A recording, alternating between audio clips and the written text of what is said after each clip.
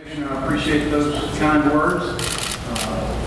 Having stepped in the shoes of two Hall of Fame coaches, I understand the shoes he's stepping into with Commissioner Slide and Commissioner Kramer, who preceded him, and I can assure you our league is in great hands with Commissioner Sankey and the people that he's got in place. So, really excited about our future. It's great to be back. Last day, you guys don't look real good, to be honest with you. A little worn out. Pat Dooley, what's up? You remind me of that Josh Turner song, "You Look Like I Need a Drink." But it's great to be here. I actually was scheduled to come on day 2, and my friend Kirby Smart called and said, "Would you mind coming on day 4? I need a little more vacation time with his wife."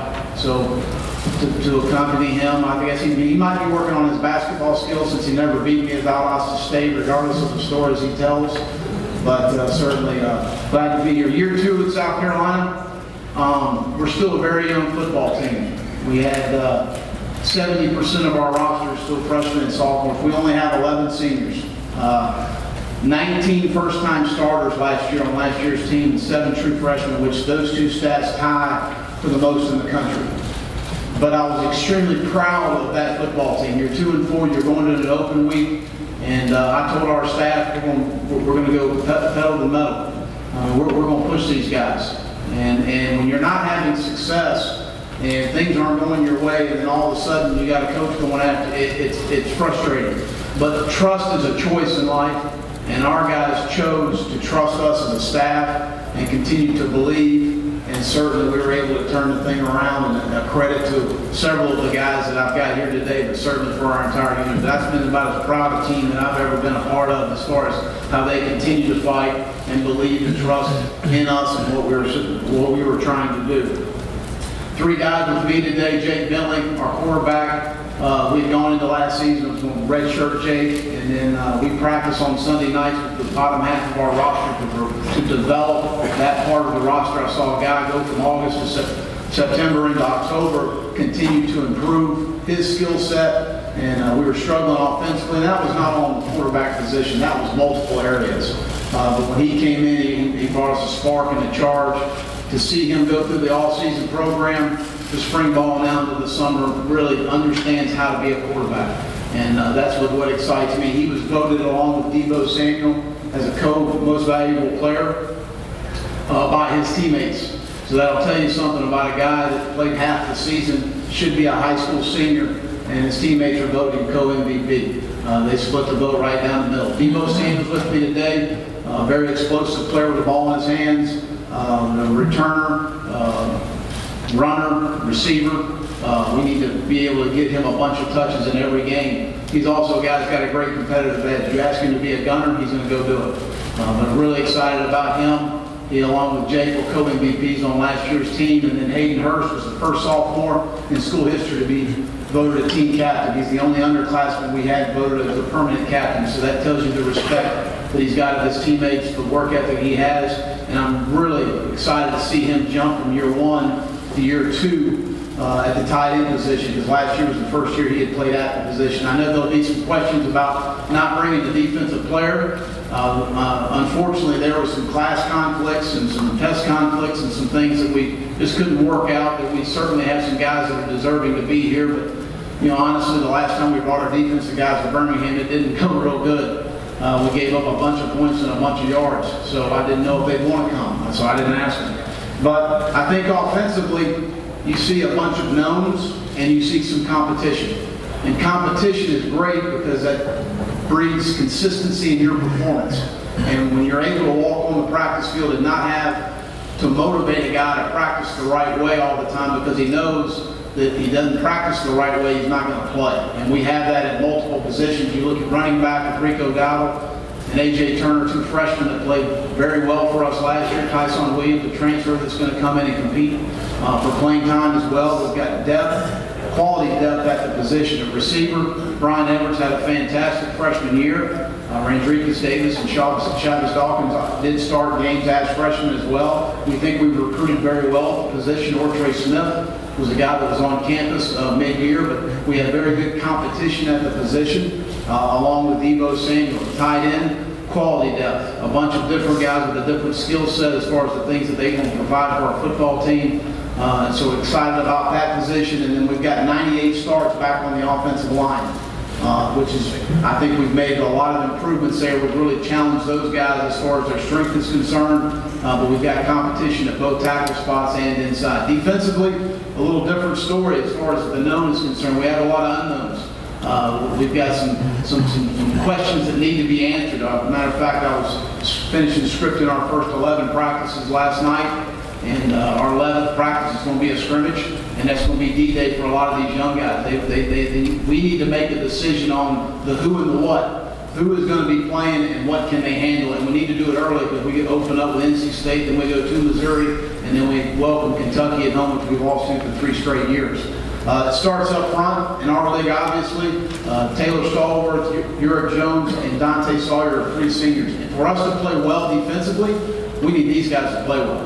So we're putting the pressure on these guys. They've got to play well for us to take the next step. We did have some guys that play as true freshmen, Kiera Thomas, Dennis Warnham, and Kobe Smith, that I thought did some really nice things. They need to take the next step. Year 1 to year 2 has got to be your largest movement as far as your improvement as a player. And that's got to happen for those guys. It's really excited to get Sky Moore back. He brings an element of toughness, leadership, speed, athleticism, very instinctive at the position. Led South Carolina in tackles for 3 years before I got there. But he's a playmaker and a guy that we're extremely excited about. Been through an awful lot this year as far as the adversity he's been through, coaching change. Thought about coming out a couple times. I think he made 2 very mature decisions to come back, but I'm really excited to see him play this fall. Bryce Williams is a guy we've got to continue to expose his skill set, let him get in the pass rush more. I think that'll help us, especially with some of the space teams that we play. And TJ Brunson needs to take the next step. Again, played a lot as a true freshman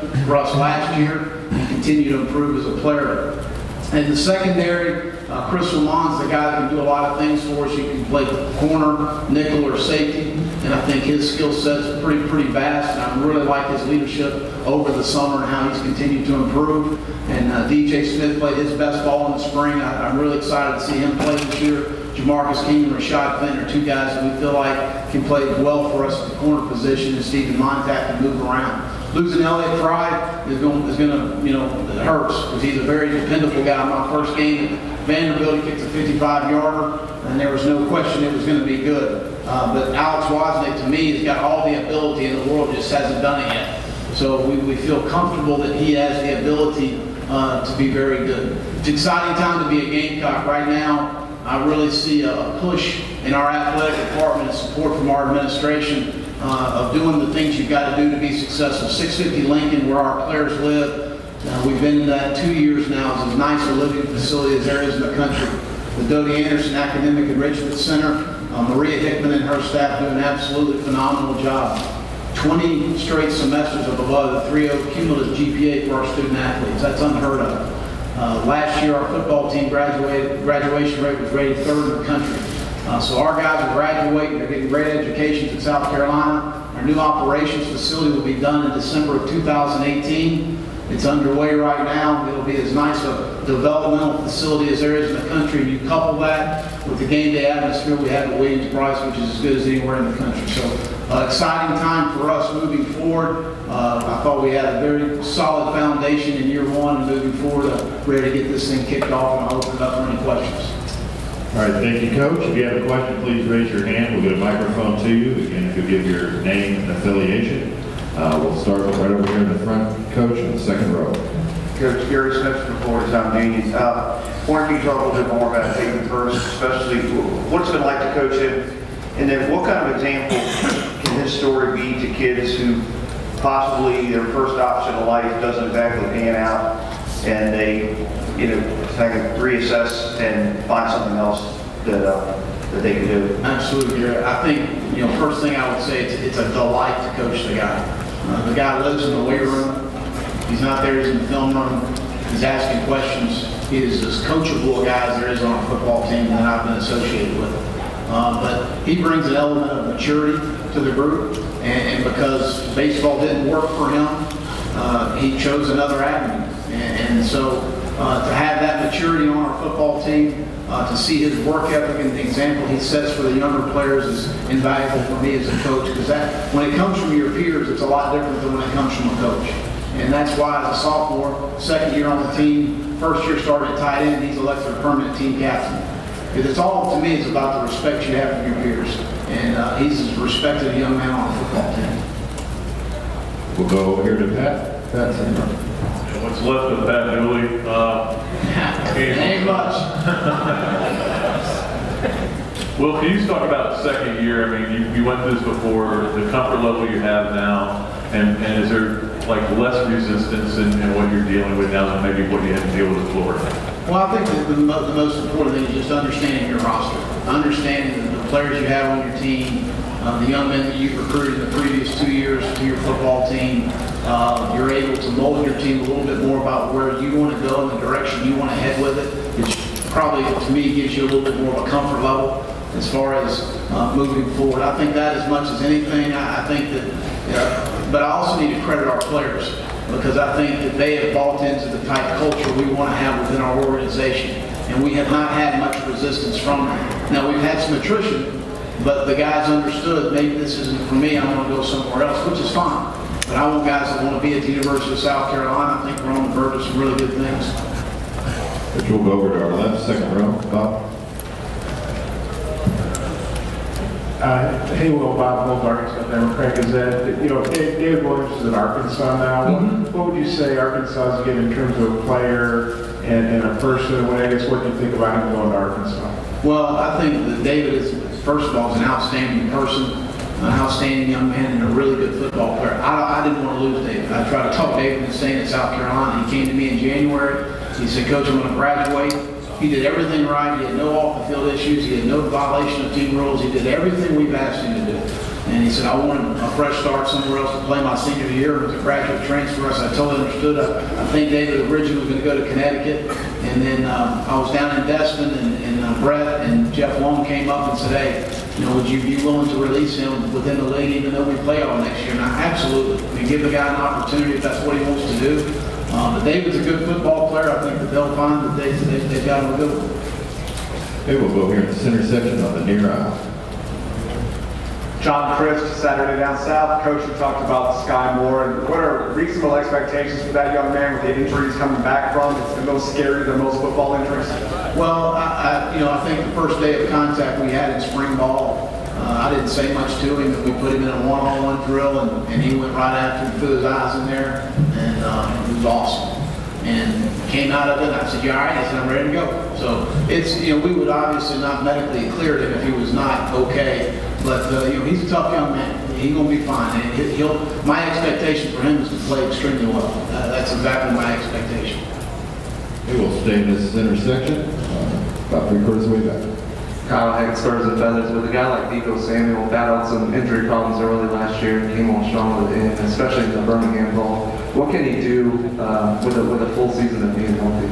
Well, that's one thing we've got to do is keep him healthy. He has had some soft tissue issues in high school at Chapman and then in South Carolina, so that's something that we monitor through our catapult system and things that we make sure his mileage is not as high so he doesn't risk those injuries. And also we really harped on him the hydration levels that he's got to hit every day to be able to understand that that's part of the pull process and as far as soft tissues are concerned. But again, he's an electric guy with the ball in his hands. We've got to find multiple ways to get him the ball, and that's our plan going into the season. But I would certainly endorse having him for the entire year. Okay, we're going to stay in the center section. Hey Coach, Ethan Trigger, Shotgun Nation. Offensive line coach Sean Elliott left to become head coach at Georgia State. Could you just talk about him and what you expect from him as a head coach down there in Atlanta? Well, I think Sean will do an outstanding job. I think one of the strengths he has as a coach is relating with the players and getting the players to play hard. And that's something that, if you had mission one as a coach, let's do that. As a belief in their coach and play hard. And Sean will do a fantastic job. I appreciate his time in South Carolina. We'll go here to the left front row. Ron. RonHigginsGold.com, Well, have you had anybody like Jake Bentley improve that much during the start of the season as a quarterback? Any place you've been to get anybody like that? I don't know that I have. I think that, obviously did not go through spring. Was around our players for the people, player run practice in the summer. And then went into fall camp and had a good fall camp. And you could see him continuing to improve, but it's the amount of reps and the amount of turns that just wasn't there. And I just didn't, at the time, going into the season, feel like he was as prepared as the other two quarterbacks. But as you practiced on Sunday nights and we let the guys that had played a lot in the games go in the locker room, and we're taking the other guys and we're coaching and developing the bottom half of our roster, and I'm watching a guy continue to improve, and I'm talking to Kirk Oakers, and he's saying, Coach, he's starting to get it. He's starting to understand what we need to do, and then the frustration of not playing well offensively, again, not all in the quarterback position. There's multiple issues. But part of being a good quarterback is understanding how to be a quarterback, and Jake understands that. We'll go to the center section on the aisle. Edgar. Yeah, Edgar Thompson, when it's not, hey, well, How you doing? fine. How does having identifying a quarterback, put the long-range rebuilding plan ahead of schedule and provide a foundation? Well, I don't think there's any question that, if you have an established guy at that position, it helps your skill recruiting offensively, it helps your offensive line recruiting, and then it helps you on defense, because guys want to understand that having a guy at that position that can excel, you're going to win games. And that's part of the process of recruiting, is saying we're going to win some football games, which we are at South Carolina, no doubt. We'll go over to the left with Mike. Mike Bianchi. You don't have to identify yourself. They could use your voice to torture prisoners of war. I was waiting for a year to say that. Go ahead. Talk a lot about facilities. It seems everybody's upgrading their facilities in the SEC. When you were at Florida, were you aware that your facilities had lagged behind, and how much of a detriment was that to you building that program? Well, I don't think there's any question. There was a plan to move forward. I mean, the indoor that they finished was done. Jeremy and I, we'd done that about a year and a half before, agreed to get the indoor done. And I think we had a plan moving forward to continue to enhance our situation there. But that's part of it. At the end of the day, we don't believe in bells and whistles, but recruits do. And that's a fact. And they want to see new, they want to see shiny, they want to see progress, and there's no doubt that helps you in your program. We'll start over in that left section, Doug. Jimmy Hines, Sports Radio in Knoxville. Well, how do you think being in Florida helped you as a head coach in South Carolina?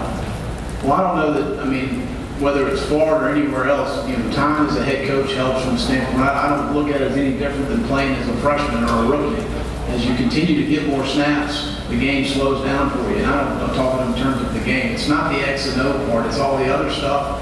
It's public relations, it's recruiting, it's managing your football team, it's managing your staff, it's managing your campus. There's a lot of things, hats that you wear in the role, and certainly the more at-bats you get, the better you're going to become at it. We'll go over to our right, alongside the wall.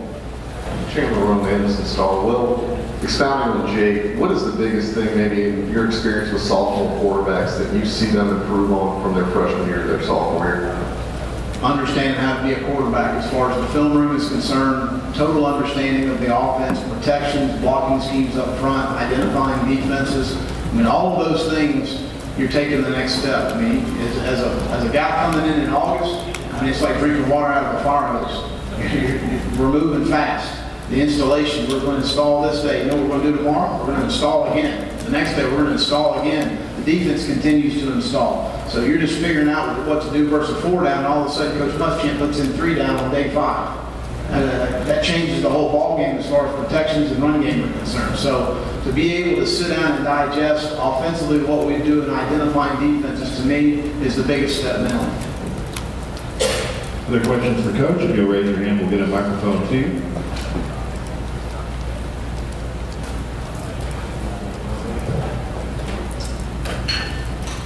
Got one up here in the front.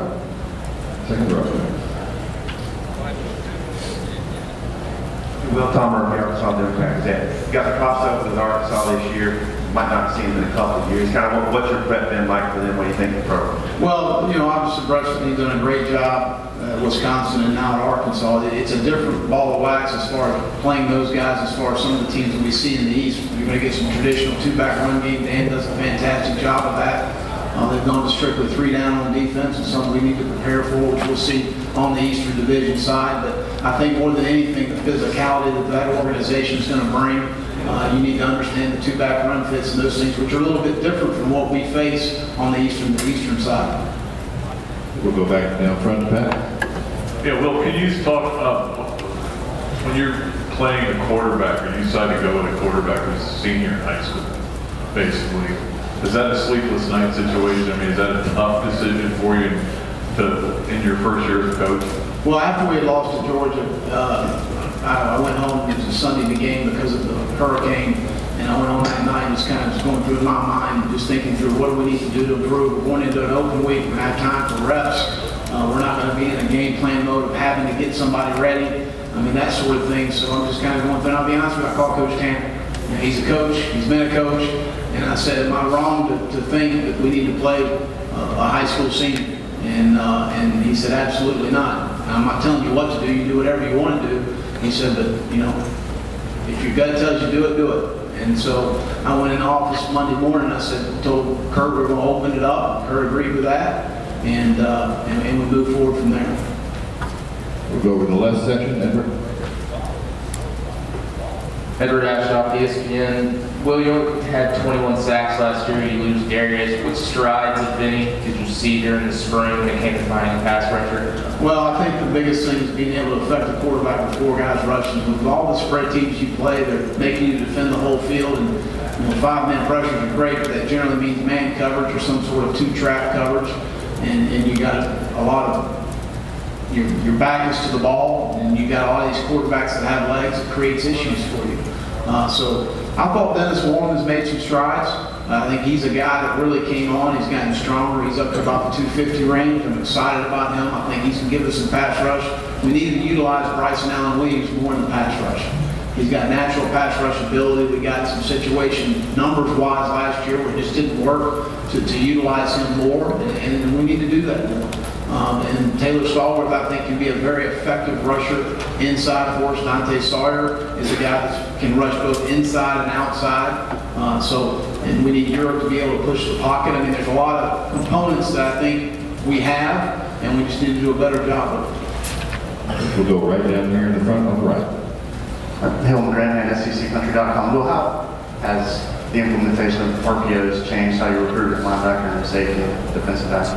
I don't know that it's changed the type of athletes you recruit. It certainly schematically has created some issues for you.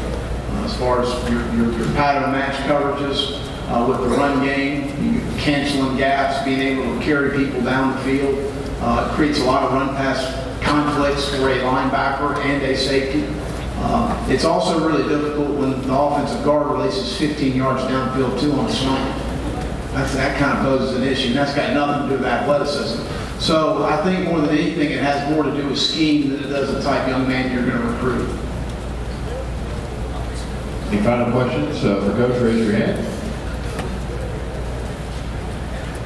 All right, thank you for your time. Thank you very much.